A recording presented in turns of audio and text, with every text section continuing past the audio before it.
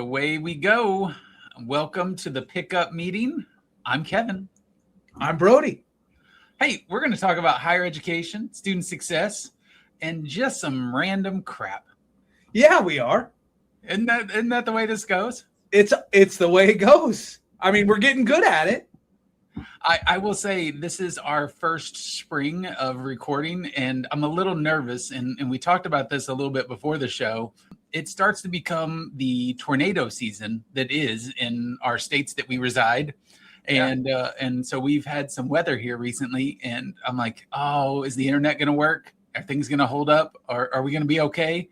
But here we are. We're still making it. Yeah, you made it. Yeah. Are you in a safe space if a tornado were to come during the recording?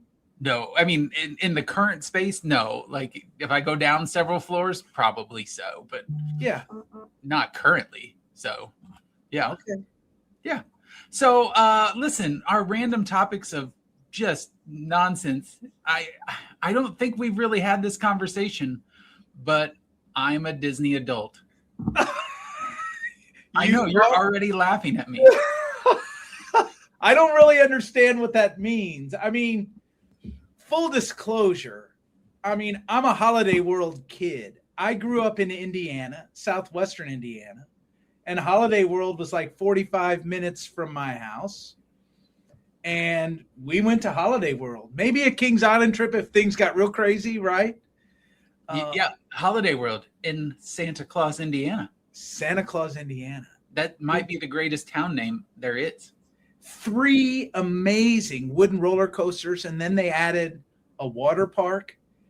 And it's just where we went. When we lived away from Indiana and we brought the kids home in the summer, my mom and dad always made sure we went to Holiday World with the kids. And it just kind of had a soft space in my heart. I didn't go to Disney World until I was 30 years old. This segment of the show is brought to you by Holiday World. We got coasters and we give you Pepsi, and no one wants that crap. Free sunscreen too, Kevin Thomas. Oh, and free sunscreen. My bad. I forgot that from the advertisements. Free soda, free sunscreen. Yeah, and they don't tell you it's like bad soda. It's Pepsi. Come on. They had Diet Mountain Dew, and then you could mix it with Gatorade. Yeah, you know where it doesn't have Pepsi? Disney World. You're welcome. You didn't go till you were 30. I didn't. Okay. And then we took our kids there when they were about 10 and 7, I think. It was an NACADA conference, the annual conference, that October, was it 2010 maybe? I think it was 2010. Yeah. That was the first time the kids went to Disney World. By that time they were complaining, right? We're the only kids that have never been to Disney World. My wife and I always said that we were going to just lie to my kid and be like, that's just a commercial. It's like a movie. Like, it's not real. That being said, we go to Disney a lot, probably, if not yearly, every other year. What do you like about it? Because I like it. It's fun. It just feels peaceful. Like, and I know that people are going to think that's crazy if you're not a Disney person, but it feels easy. It feels convenient. It's fun. You're a kid.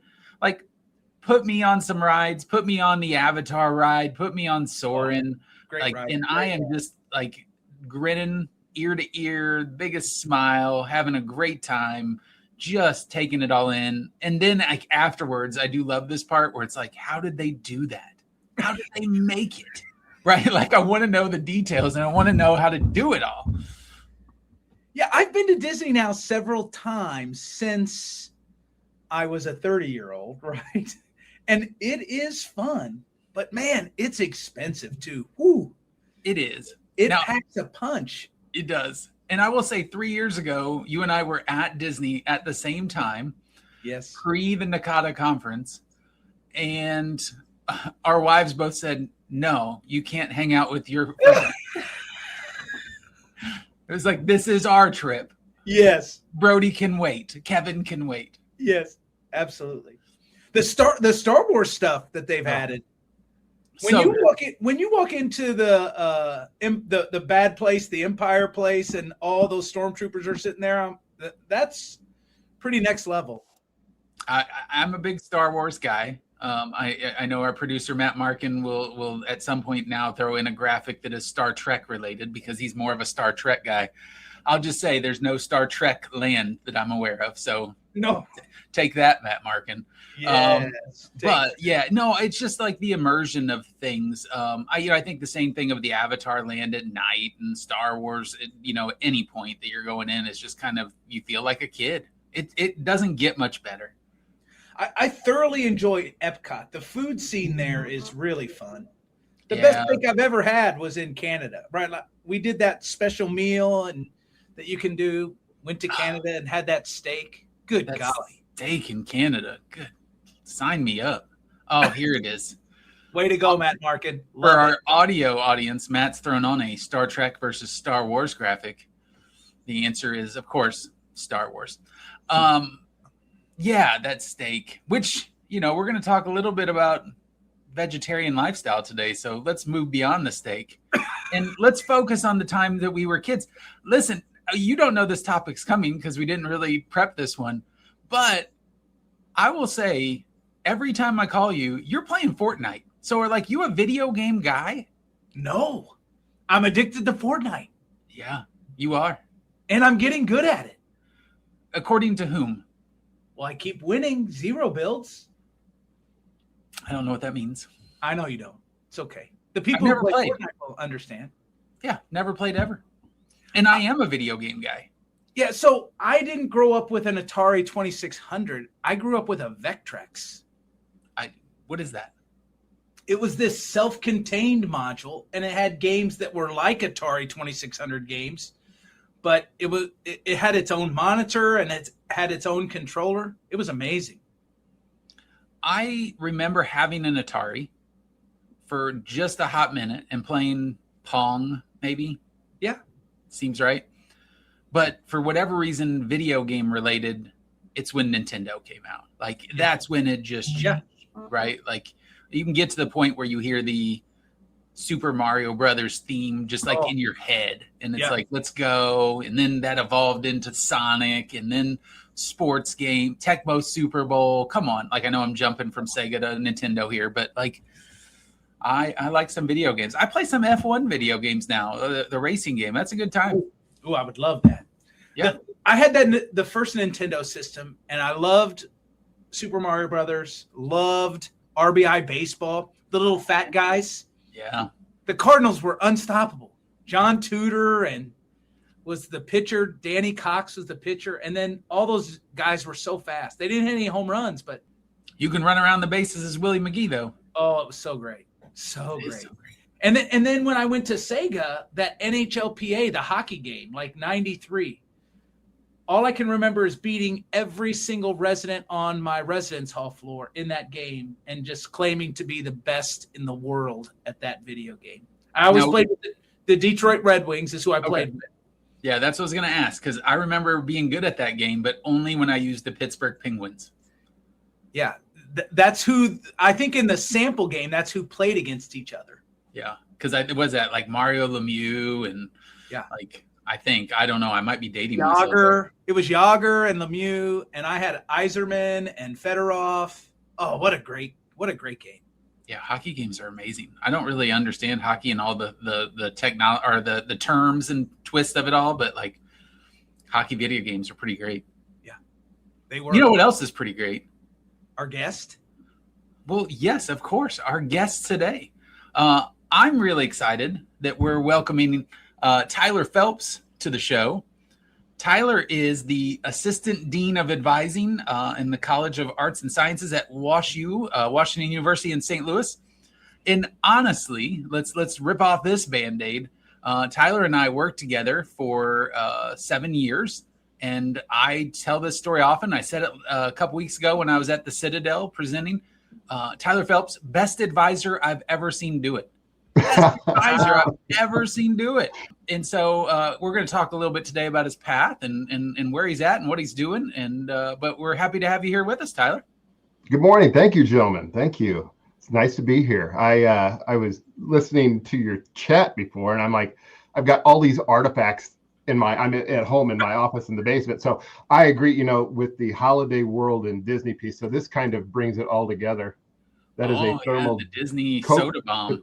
it's a Coca-Cola thermal detonator from Star Wars. Oh yeah. And video game. I had an Odyssey growing up. I don't know if you've ever heard of that gaming system, Odyssey. Yeah, it was kind of in the same ballpark as yours, Brody. And then Cardinal baseball in 1985, RBI baseball, I knew unstoppable. we That in mentioned Cardinal baseball. I knew that was coming. Well, and see over my shoulder, you can't see it off screen. I've got a Willie McGee autograph picture, one of the greatest outfielders of all time. Love But it. no, that and the American League All-Stars. If you had that team on RBI baseball, you were just hitting home runs every batter. So Yeah, that was a crazy team. it was. No doubt. That was such a great game. You know, they used to have a national contest in RBI baseball, and it was in the suburbs Really? of Chicago. And I when I became an adult, when I was living in Northern Illinois, working there from 04 to 07, I actually went and thought about signing up to play, but then I got a little bit nervous. It's fun to be in higher education and see the evolution of video game systems. You know, when I was an undergrad, my roommate, it was 94. My roommate had a Super Nintendo, so we played Mario Kart like in between class all day long. And then you fast forward, and then I think like the PS1 came out, and then the PS2. And then by the time I transitioned into my career, I was in housing, and all the students had Halo. They were doing LAN. They would like plug into the networks and play Halo. So I could just hear people with their doors up and down the hall just gaming out. So yeah, it's been an adventure over the last 30 years. Yeah, I have a hole from like 93 until now. So everything you just talked about is like a foreign language to me. Oh, no way. Fortnite. Except for Fortnite. Oh, I can't do it. Yeah, that and Roblox. I've got both my kids. Fortnite, Roblox. So yeah, they might be playing against Brody. You don't know. Brody. They're losing if they are. Yes, That's awesome. that's quite the brag point there. You're beating children. Let's not edit that, please. Listen, Matt marked it down right there. This is coming. Hey, so we should talk about higher education sometime. Yeah, maybe absolutely. we should. Hey, so this is one of these things where maybe it's aspirational, maybe it's not. Assistant Dean of Advising. So listen, you're walking into a vegetarian cookout. We're just going to use that for this framing. And someone asks you, what do you do? Like, what do you tell them? I support students in all ways, shapes, and forms. You know, as noted, I worked previously with Kevin. Got my start in advising like almost 20 years ago. And just over the years, it's evolved. Right now, my primary duties are to support undergraduates in the College of Arts and Sciences at Washington University or WashU. And I also assist with, student progress, academic success, retention, overall assisting students with that transition to college and helping them not only succeed academically, but, socially and helping them get connected with opportunities, whether it be in research, whether it be, vocational in nature, just making sure they're engaged and connected to the resources that we offer across campus. It's what advisors do across the country, across the world. Our role is to make sure that students are succeeding, making sure that they're finding what they need and finding their place and, evolving as students. It's wonderful. You spent 12 years at SIUE. That's a long time, really long enough to build something. What did that decade plus teach you about the slow and maybe unglamorous work of actually improving student success at an institution? That's an awesome question. Well, first of all, I had incredible leaders. A director at the time, Cheryl Tucker, brought me on. I had worked in housing previously, as I noted, and I took a break from higher ed. Worked in housing. I had worked in new student programming, all kinds of things. But those weekends, those nights and weekends, I wanted that back. I wanted to have that, with my family. So I got out of higher ed for 2 years, and then I got married, started my life, and I thought, you know what? I want to go back in, but I've got to figure out another way. At that point, I had a master's degree in communication studies, so I could teach, as an adjunct. But I was like, you know what? I want to be on the academic side of the table, and I want to be able to engage with students and help them figure out the journey. So I said, it's got to be advising. And lo and behold, a position opened at SIUE. I applied. Thankfully, Cheryl saw my background in housing, knew what I could bring to the table. So started there January 3rd of 08. And over time, as I got into it, the first few years, it was just kind of like riding a bike. You go back, oftentimes advisors will reflect on their own advising experience, how they were advised as undergrads, what worked, what didn't. So I used a lot of that. No theory, no background in student personnel administration, no background in student development theory. It was just basically my experience and conversation with others. And as time progressed, that's when Kevin came to SIUE. We started collaborating together in his Office of Retention and Student Success. And around that time, I started thinking, okay, you know what? I love higher ed. I'm back. I'm going to stay the rest of my life.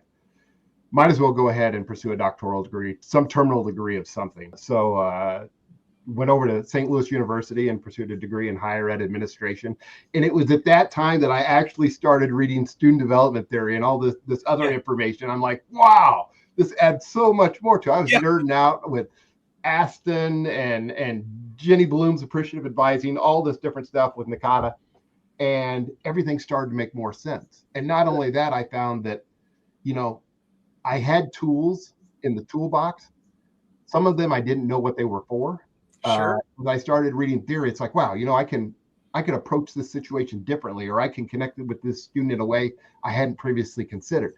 And so I would say, over that time, not only did I develop professionally, we also brought an incredible team together, many individuals. It was really cool. There was about 10 of us concurrently, all pursuing terminal degrees in one office. And to have that many individuals, and we were all at different institutions.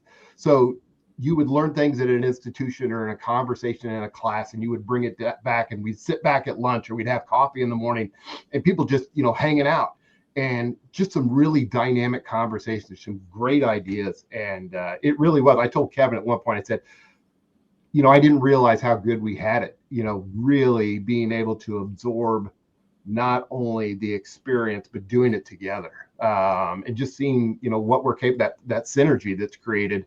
I always go back to, like the Chicago Bulls of the 1990s, and the latter half, not the first half, the latter half with Rodman and everybody. There was some synergy going. 72-10. Yeah. You talk about musicians. Kevin wrote a piece recently in the Academic Advising Quarterly magazine about artists, advising as an art. And I love the Grateful Dead. It's my number. In fact, I got a poster over this shoulder. That's Miles Davis and the Grateful Dead, 1970. I love Miles Davis. So let's go. I know that collective improvisation that happens when not only between professionals, practitioners, but between an advisor and a student in the advising appointment, there's some magic that goes on. I know, Brody, you also wrote an article. I'm still plugging horribly here. In the academic advising course about the 30 minutes. You're doing just great, Tyler. The check's in the mail. Aha. So the third, and it's a Matt Markin production. So, but it was the power of the 30-minute meeting. And you were talking, in fact, I wrote the quote down because it was so profound. It says, the power of the 30-minute meeting has never been about just perfectly constructing 4-year plans. Here it is. It lies in the quality of our presence we bring to an individual conversation. And that you presence, wrote that? I wrote that. Brody did. Goodness gracious, Brody. Man, it was magical. And as soon as I read it, I'm like, and there it is. Yeah. There it is. That is the key to, I think, any conversation you have with a student. It's proactive listening. It's hearing what they say and connecting with them in a way that it builds trust, that they know you're all in to support them. And like I said, that can happen between colleagues. It can happen with administrators. And when it does, it's like bottling lightning, because all of a sudden things start to happen. The 90s Bulls, the Grateful Dead, when you get individuals who are passionate about what they do, who are talented and gifted, who have great ideas and who trust, sky's the limit. You can do anything. All right. So I have to interject here. When Brody said, I'm going to write the 30-minute meeting article, the first thing that came to my mind is the greatest advisor I know very rarely hit 30 minutes in his advising appointment. Tyler, like, if you were going to write the article, what is the time frame that makes sense? So that's a great question.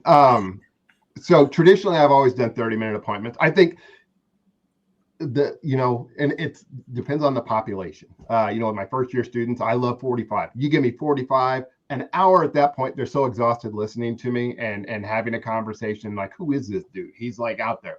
I don't want to scare them off. But 30 minutes is good. I've also recently at WashU, because of student schedules and challenges, I do offer 15 minutes, but rarely is that something where we're going to sit down and do academic planning. It's more come in, you got something on your mind, you have a quick question, you need me to bend your mind or hook you up with a resource or point you in the right direction. So I do 15 minutes, in person, Zoom, advising from the cloud, asynchronous, whatever. We talk about meeting the students where they are, but it's also when they are. And, if a student needs me to connect with them at a particular hour that works best, so be it. It's all about, like I said, at the end of the day, I've had my academic journey. I've had my experience. I'm living a dream. I can't believe I get to do what I do. And so it's all about the students. Whatever they need, hit me up. The thing from an experience standpoint, until recently for you, is the three of us on this call, while also being three follically challenged brothers again, this is becoming a theme of our guests that we only associate with bald men. But beyond that being the case, you're at WashU, right? Like This is a premier institution in our country. It does some very exciting things. And I think that when we work in public institutions or, a lot of our experience in regional publics, it's like we don't really have a good gist of an understanding of how it works on that type of campus. So to us and to the audience that may not, or that may be in that same boat, like how does the switch to private education, is it really a difference? Are there things that we think about and we're like, oh, it's probably the same, and you're like, it is not the same? Like what are those things that stand out to you? That's a great question. And my background, I said earlier, my doctoral studies were at SLU. That was night class. SLU being a Jesuit private university. My background is predominantly public. I mean, as you can see, Eastern Illinois University alum, both bachelor's and master's degree. SIUE is a public institution. Worked at Eastern as well, public. So I have 20 plus years in the public environment. And so, when you transfer to a private university and start working there are differences. I just completed my 4th year at WashU. So I told a couple of my colleagues, I said, okay, I've done 4 years. So that's basically the undergrad journey. I've seen, I had students come in as first year students. I've seen them graduate. I've heard the narratives. I've seen the experience. And believe it or not, there are significant similarities. I mean, the students, the same obstacles and barriers that students faces in a public institution, those same obstacles and barriers oftentimes are a private institution. There may be different traditions, but I think you find that on every campus. I think the biggest thing is just the number of students who are from everywhere. Like being in public regional, many of the students I worked with were from that state or within a 100-mile radius. I'm now working with students. A majority of my students are not from the St. Louis region. They're from the East Coast and I've got more students from New York and California than I do from Illinois or Missouri. I have more students who are on F1 and J1 visas than I do, students in the region as well. So it really is quite dynamic. And it's exciting to hear these students' backgrounds, to hear their stories, to hear why they chose to come to the middle of the country, the middle of the United States to study at Washington University. The overall experience has been enlightening, as someone who studies higher education. My favorite, as we were talking about student development theory, I'm a nerd. My favorite scholar is Alexander Aston. There was something about Aston when I first got into my doctoral program. I read a couple of, student involvement pieces, and I'm like, yes, this makes sense. And then I went down the rabbit hole. And one of the things that has really stuck with me and guided my profession is his research, review, and publications on the environment. And really, when I came to WashU, that was something that I started collecting artifacts because, again, I'm a nerd and I like collecting things.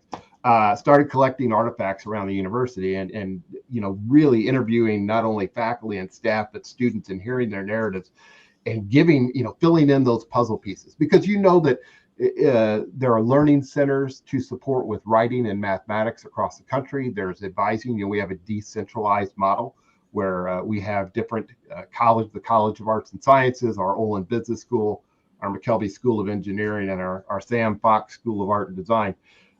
Each one of those 4 areas have their own advisors. So you'll see some similarities. Like I said, there are similarities with public, there are similarities with private.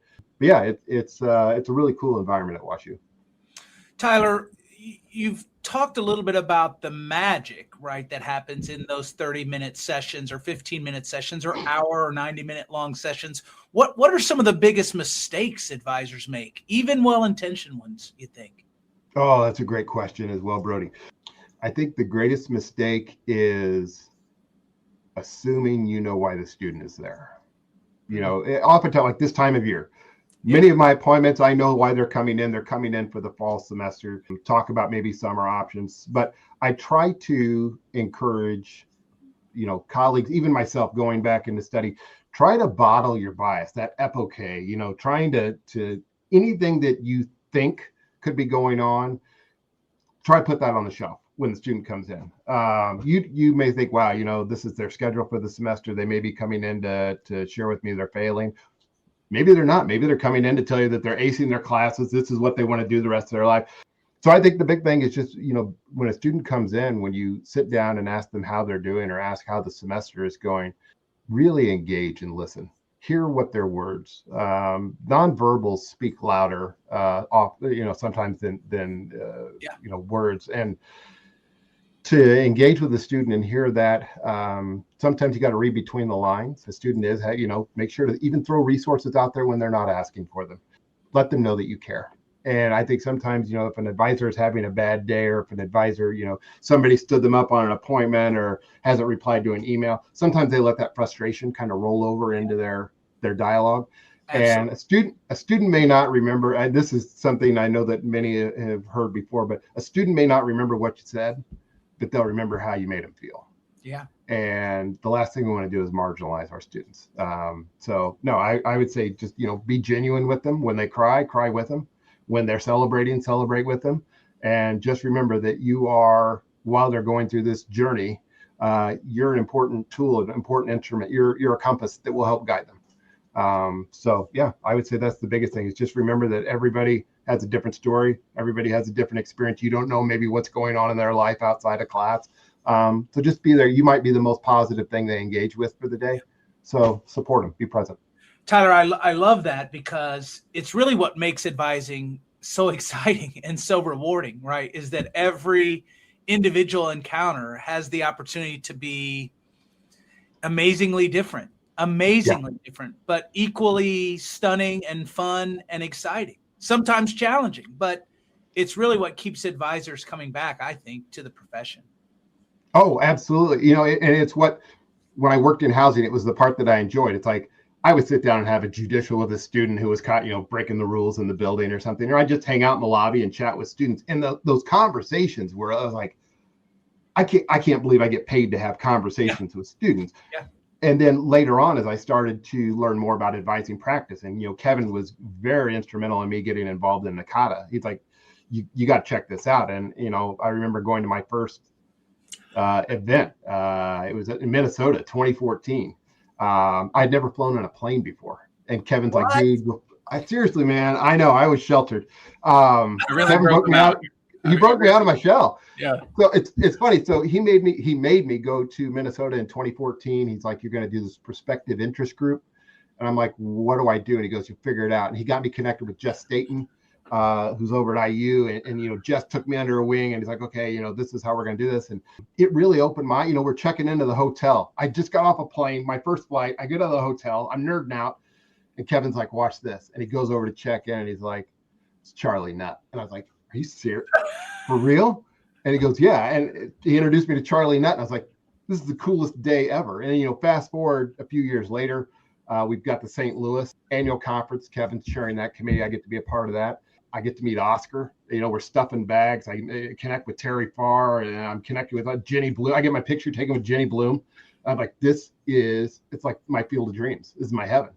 And I got to go to Dublin and present a concurrent session the year after that. And, I got to reconnect with Oscar while we were in Ireland. So really, Kevin has been foundational in my professional development, has always been there to encourage, learning about advising, learning about theory, reading about, Wes Habley and all these old school articles, and just knowing the foundation, where we've been, where we're at, and where we could potentially go here in the 21st century. So, yeah.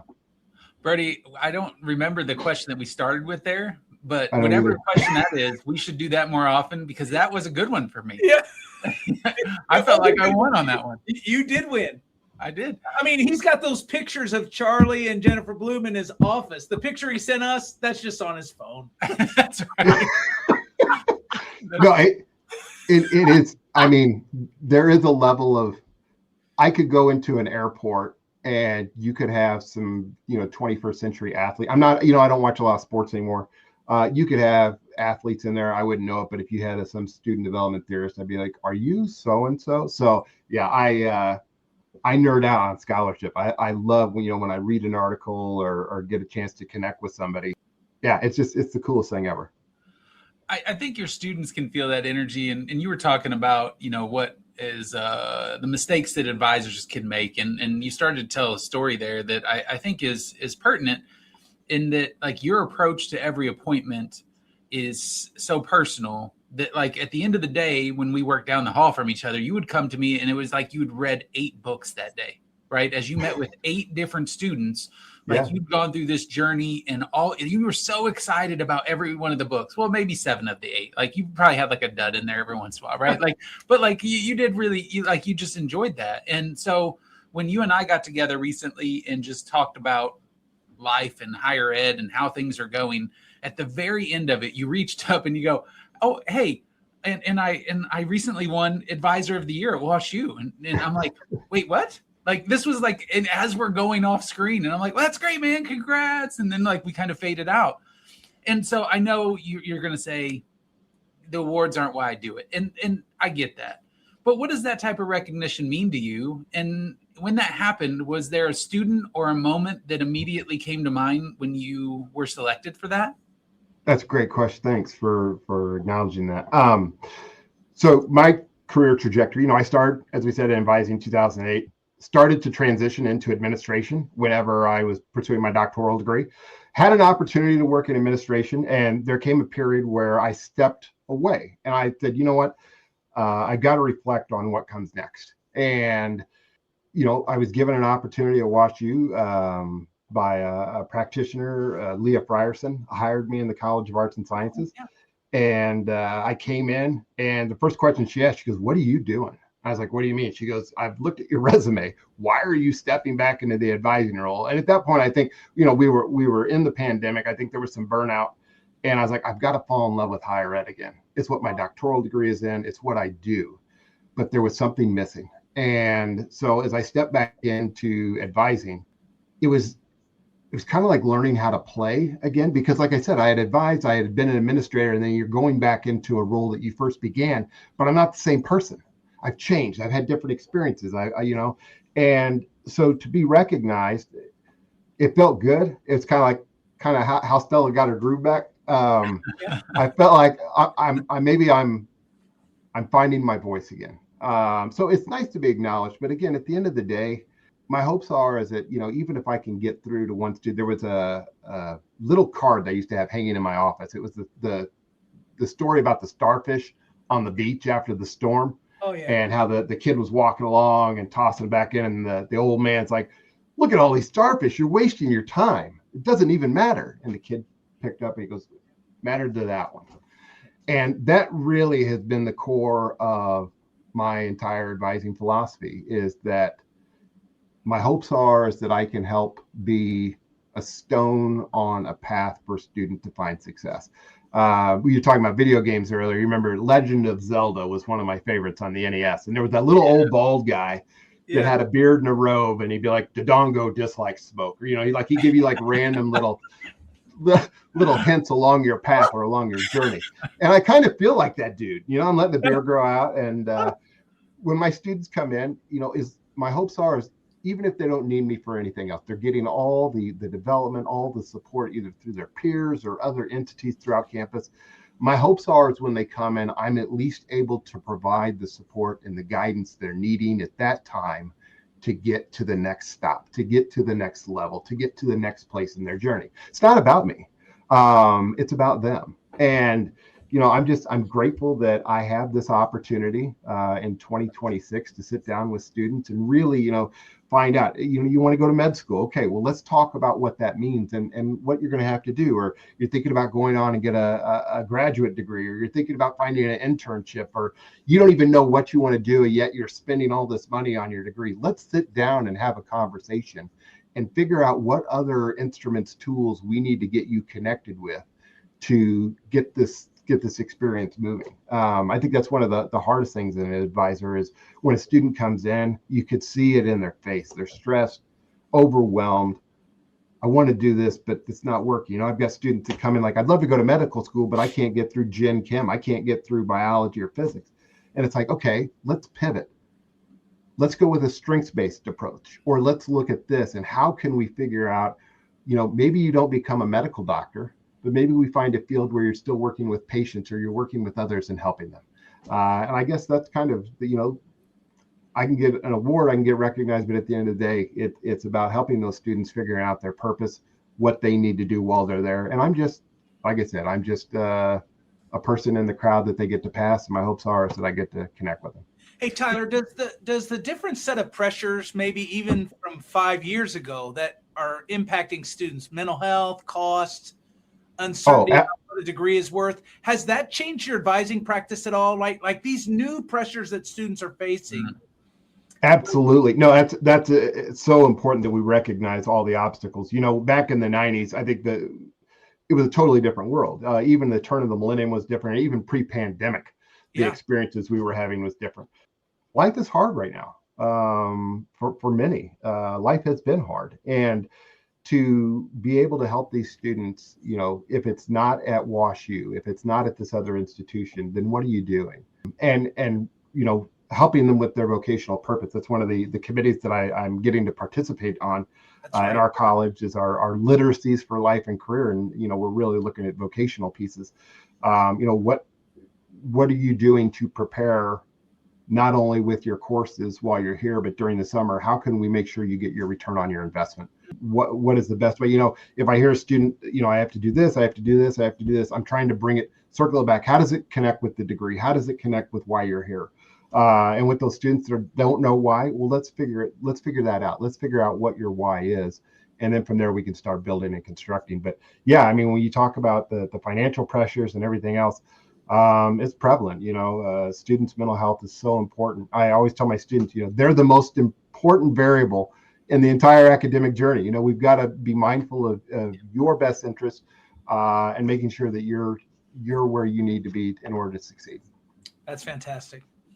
The cutting edge part of your existence in higher education, I will refer to as your dissertation. Oh, man. And kind of how the timing of all that worked, right? Like you referred to it earlier as that cloud advising, the asynchronous advising, and you got to talk time frame here. We're talking, what was that, 2016, 2017? And pre-COVID, you're having a conversation about essentially sending advising videos to students so that when they came in for the appointment, or if they came in for the appointment, that it could be relational in approach and not focus just in the curriculum, but you were building the relationship even within the video. And so I always thought it was super cool, especially because most of us weren't talking about asynchronous anything until 2020. Right. But then the evolution that's occurred since then with AI and advising, chat box, predictive analytics, early alert systems. There's so many aspects of this, but so much of what you talk about is relational in approach and relational in building. How are you still embracing technology in what you're doing and still thriving with your students in the work that you do? That's an awesome question. Thank you. Yeah, the asynchronous piece came about around 2013, 2014. That's when it first started. Brody, what happened was I was sitting with Kevin one day and I was talking about barriers to student success. And I went back to my office and I sat down and closed my door. And for the rest of the day, 5 or 6 hours, I started walking around not only the building, our office, campus, sitting down. And I said, what are the barriers that are students? Physical. What are the physical barriers? There's a desk in the office. Does the door frame, is it wide enough where students who may use a motorized cart, are they able to get in? Where is everything located? How tall is the counter? And I just started rattling off barriers. And I'm like, okay, psychosocial barriers. What are some barriers? And technological barriers. You've got the digital divide. And then it came down to time. Time is also a barrier. Where our office is open from 8 until 4:30. But students are students beyond those times. So I just started brainstorming and thinking about some things. And one day, I'll never forget, I had a student contact me, called me and said, I work during the day. I don't have the ability to take time off. I'm not taking a vacation day to come in for advising. How can we do this? And I said, well, we can, I can email you. We can do it for what would work best for you? And he was going through some ideas. I said, you know what? Let me make you a video and I'll email it to you. And let's see. And that was the start of it. That was the first video. It was just a few minutes long. I sent it to the guy. He came back and he goes, that is exactly what I needed. And I thought, okay, we're on to something. And this is about the time that Snapchat was, I think, is it Snapchat, the one that has the ghost? Yeah. All these videos started like video communication. And, my background, bachelor's and master's, is in communication studies. So interpersonal, public relations, all this. So I was really able to apply that piece. And, by 2017, I was like, okay, asynchronous advising via video. That's why I kept coming. And Kevin's like, dude, you got to think of a better name. And I was like, asynchronous advising via video. That's what it is. And then cloud, advising from the cloud, because that's where we would store. It was behind firewalls. You could put the PDFs. You could put every document, everything out there and password protected so the student had access to their information only. And it went well. That's why I went to Dublin to present on asynchronous advising. It was great because I was there. And I remember getting done with the presentation and one person came up to I don't get it. And I was like, okay, it's like video email. It's like video. And then as soon as the pandemic hit, I started getting emails from other people who are like, no, it makes sense. I'm like, there we are. So they wrote you a letter. It's like, it's like, so, but no, as far as now with technology, like I said, the last few years, I've been kind of resetting and figuring things out. And, the use of QR codes is magnificent. Whether or not you have them on your campus, you have them for all your curriculum guides, instead of printing out 10,000 pages and having hanging on a wall, do you just have it where the students can scan it? But then you got to think, okay, does the student have a device that they can scan, or do they still need that document? With the current use, Zoom is now normal. We're using Zoom right now. Students use Zoom. They use other types of video communication. Really, as we move forward, I remember when we were in Atlanta for the national conference there. That was so another nerd out. I got a chance to connect with George Steele. One of my dear friends. Kevin, so he was at a presentation. Kevin's like, go to the front row. So I sat down in the front row. The whole time I'm just like, that's George Steele. That's like Virginia Gordon and George Steele. That's Ohio State, George Steele. And finally, at the end of the presentation, Kevin made me stand up, walked me over, introduced me. And I didn't know what to say. And I was like, recommendation algorithms, like something just totally, because at that point, Amazon and Netflix, all these companies were starting to use, based on your prior watches or based on your previous purchase, we recommend you might be interested in this. And I thought, what if this was 2016, 2017? Yeah. And I said, what if we started using that in academics with student success? You find a student that's successful in a particular discipline.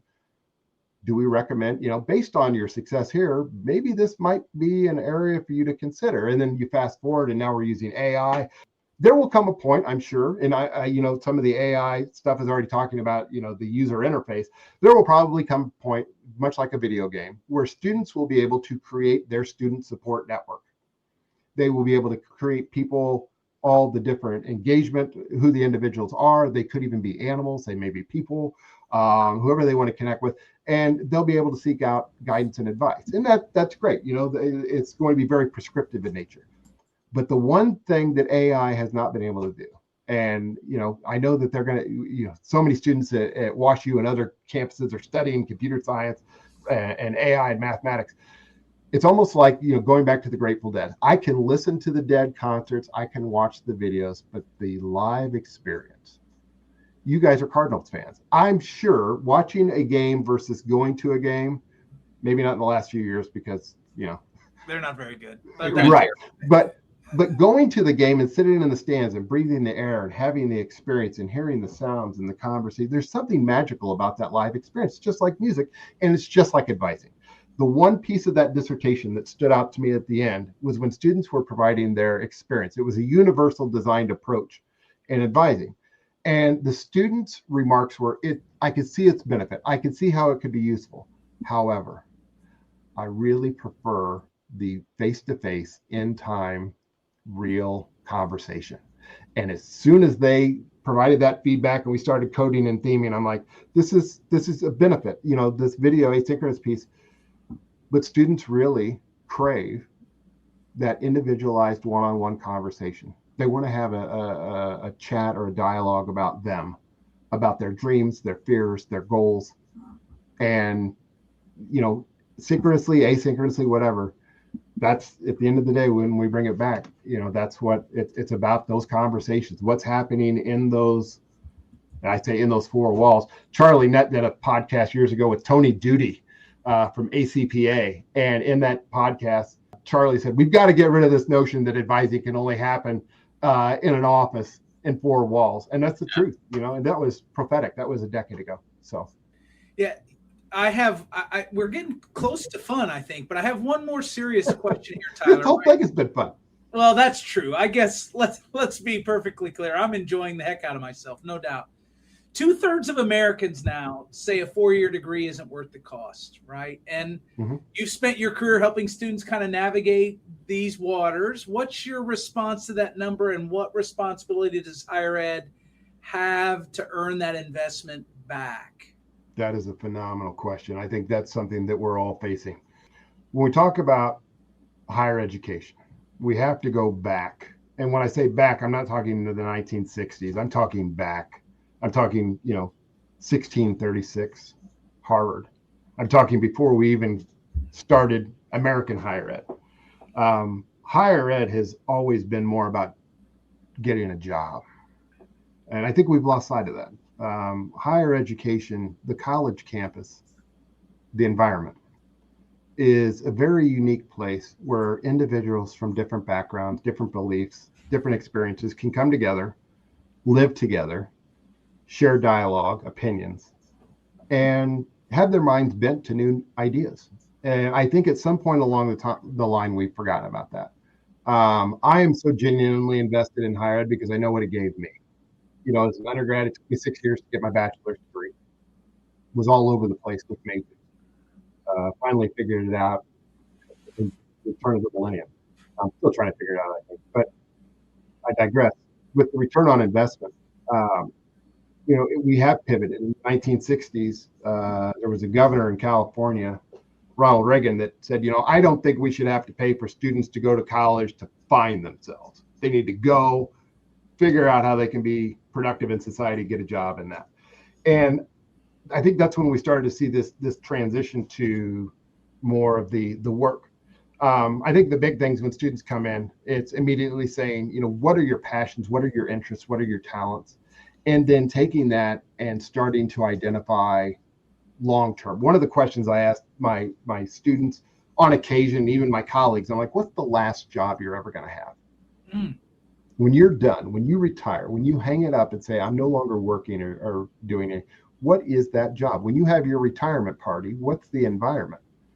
And I said, once you can identify that, now let's work our way back to where you are currently. And then by the time we work our way back to where you are and you turn around, you've just created a path on how to get to that end goal. Now, naturally, there are going to be some obstacles along the way. And hopefully the experience they have in college will educate them on how to navigate those obstacles. But yeah, I always tell students to dream big. If you're going to spend $100,000 to $150,000 on a degree, what are you going to do with that? Do you need the degree? Can you actually pursue the career that you're dreaming of or that you're retiring from without a degree? And if so, I feel it's our jobs as advisors to help those students pivot. You never know what's going to happen. They may start like, I don't need a 4-year degree. I'm going to go get an associate's or I'm going to go to tech school. But 5 years down the road, when they realize they want to go into management, they've got to come back and get a business degree or something like that. Like I said, I think it was C.S. Lewis that said the task of the modern educator is not to tear down jungles, but rather to irrigate deserts. our jobs as advisors to make sure that students are pursuing the correct degree paths, the correct majors, finding those opportunities during the summers or during the school year, those internships to help build them so that when they do graduate, they are ready to pivot and start that trajectory into their career or into that line where they'll end up retiring. That's amazing. Thanks, Tyler. Brody, I'm going to pivot on this one a little bit too, and not quite go fun yet, although they've all been fun. Tyler, I think one of the things you mentioned earlier, and I would be remiss if we didn't talk about it, because I think our audience faces this, is you had a path in which you said, listen, I want to be an administrator. Like, that's my goal. I want to do it, right? And you've had some leadership lessons along the way of like saying, I've been a director, I've been in that role. Like, I made a decision to come back to something that felt more at home. Like, you know, what are the things that people don't think about in that moment? And like, what's something our audience could gain from the insight of your experience that could benefit them today? Yeah, that's a great question. So just a little rationale really quick regarding the transition. So I was pursuing an opportunity. So when I started this journey, you know, I left EIU in 2005. When I got back into advising in 2008, my dream was, maybe I'll go back to Eastern Illinois University one day. Maybe I'll end up there and just spend the rest of my life. And my wife was she was invested. She's like, yes, let's do it. So as we were pivoting into we're using that word a lot, pivot. As we were transitioning into the pandemic, the opportunity for a director of advising position opened up there. And I was like, this is it. The universe heard me. And so I applied and I went to EIU. And during that time, I was working distance from my family. Long story short, my wife was given a promotion with her job. And she ended up earning more than me. And it was one of those moments. It's like, you know, she went to college too. She has dreams. I can't continue doing long distance from my family. You know, I want to be with them. I want to experience life with them. And this, you know, only seeing them on a weekend or, you know, every other weekend just wasn't cutting it. So at that point, I had to make a decision. And I decided to walk away from my dream job as an administrator at EIU. And when you have a dream, as I was telling, you know, just a moment ago, what were you going to retire from? The dream had always been to retire from EIU. That was I'm going to have a building named after me. I spent my whole life here. Like, this is it, residence hall, everything. And to let go of that dream and realize that, you know what, that's not going to happen. You kind of have to step back and think, well, now what? What am I going to do? So, you know, I stepped away and I gave myself 100 days to figure it out. And I didn't figure it out, but I figured out that I got to do something in higher ed. Like that, like I said earlier, and that's when I connected with Leah at WashU.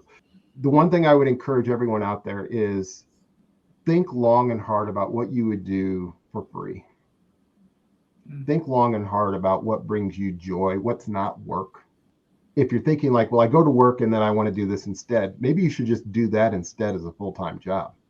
I am grateful. I am blessed to get to work in higher ed, to work with students. So I would tell individuals, advise yourself. Reach out to your colleagues and have your colleagues advise you.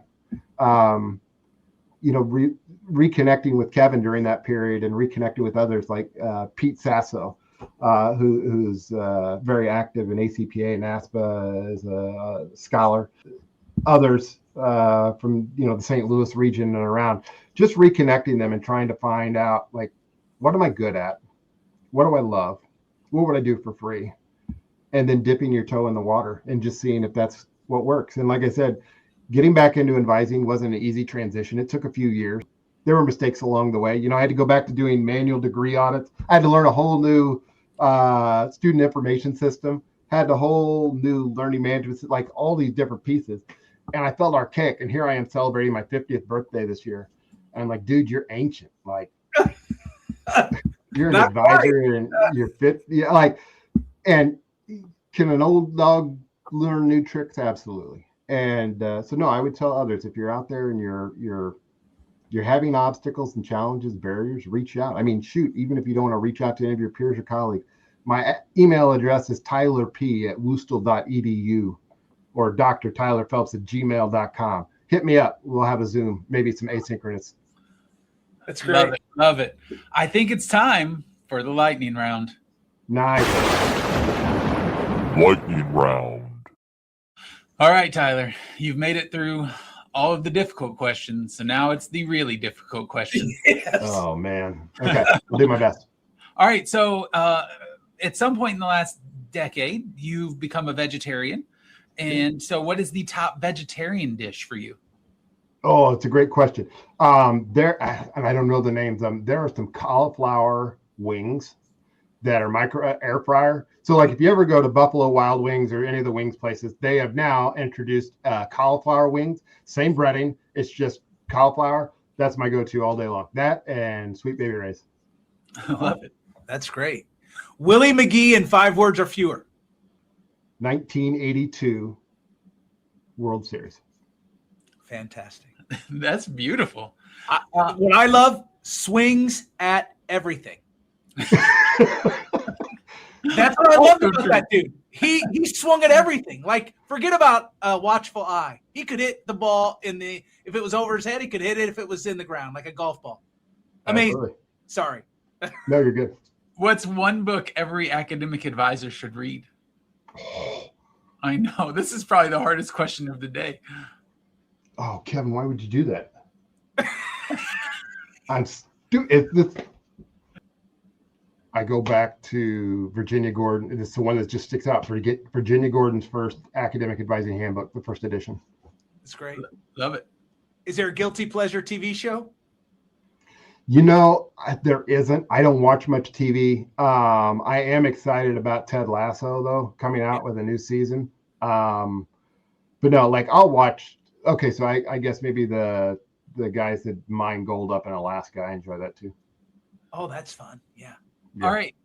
And this is new to me, and I could be really wrong here. Yoga? Meditation, yeah. Yeah. Yeah. So is that a gateway to everything or just part of the norm? No, yoga found me. I didn't find it. Meditation. It happened it's been a decade ago. Learning how to become the observer of your thoughts. First album that you loved that you'd still defend today? De La Soul, 3 Feet High and Rising, Oh, 1989. What a great choice. Damn, Tyler, you brought that. I was thinking about that. I have 2, either Paul Simon's Graceland or U2's Joshua Tree, I think.